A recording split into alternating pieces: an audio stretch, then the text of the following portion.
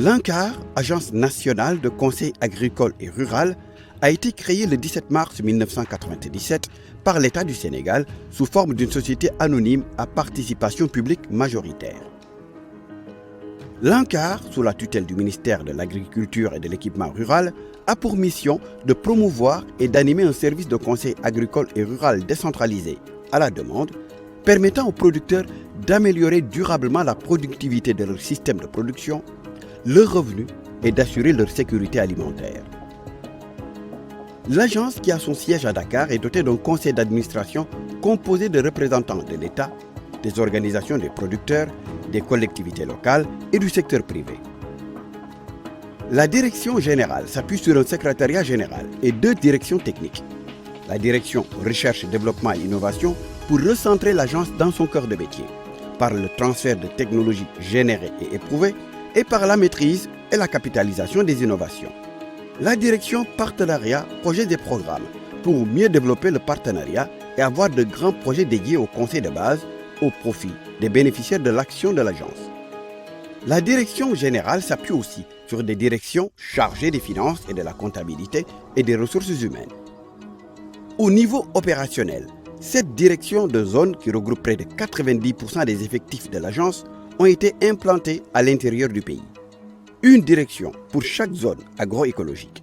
La zone des Niayes, la vallée du fleuve Sénégal, la zone sylvopastorale, le bassin arachidier nord, le bassin arachidier sud, le Sénégal oriental et la Haute-Casamance, et la basse et moyenne Casamance.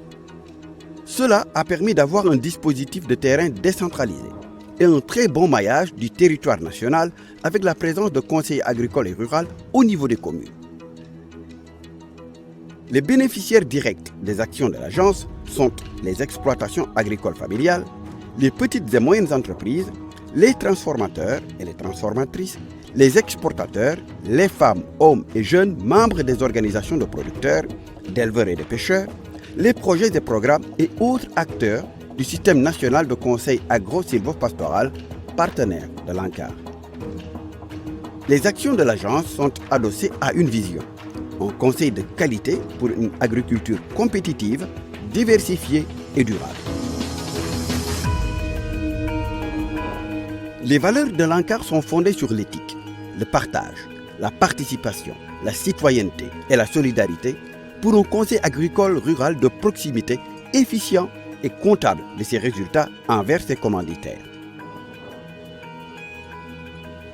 L'ANCAR déploie ses actions en fonction des résultats issus de l'analyse de la demande de conseil agricole et rural des zones agroécologiques, en partenariat avec les projets et programmes, les collectivités territoriales et le secteur privé. La production végétale reste la dominante dans la quasi-totalité des zones. Il y a également une forte demande dans le domaine de la production animale, 5 zones sur 7. Bassin arachidier, Niayes, zone sylvopastorale, vallée du fleuve Sénégal, Sénégal oriental et Haute-Casamance. La filière halieutique se positionne comme la 3e demande, avec 4 zones.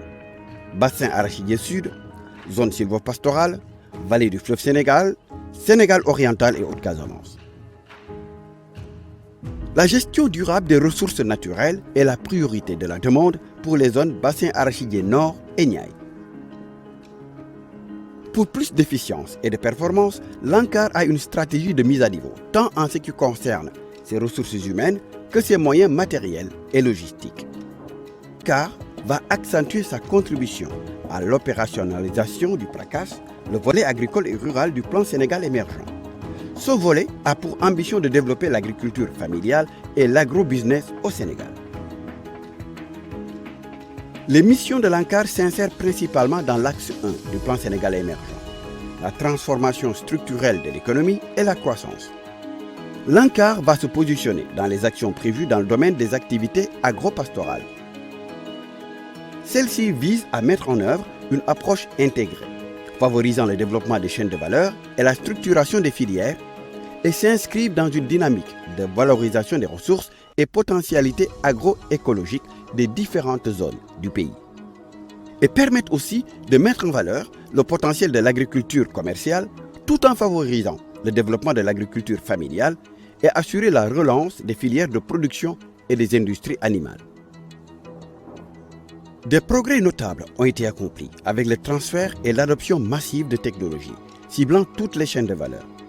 Aujourd'hui, l'ANCAR s'oriente vers l'éthique, avec la digitalisation du conseil agricole et rural, avec le e-conseil, pour permettre d'atteindre à temps réel un vaste public.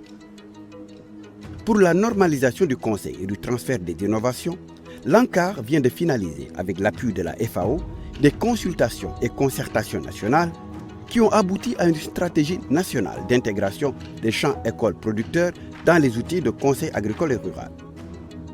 L'ANCAR est aussi en train de promouvoir le développement de partenariats entre les organisations de producteurs et les opérateurs de marché pour le financement de la production et la commercialisation des produits agricoles à des prix rémunérateurs. Dans la zone des Niayes, plusieurs groupements ayant adopté, grâce à l'ANCAR, l'approche CHEP qui consiste à vendre avant de produire, ont réussi à écouler les récoltes avec des contrats signés avant le démarrage de la production.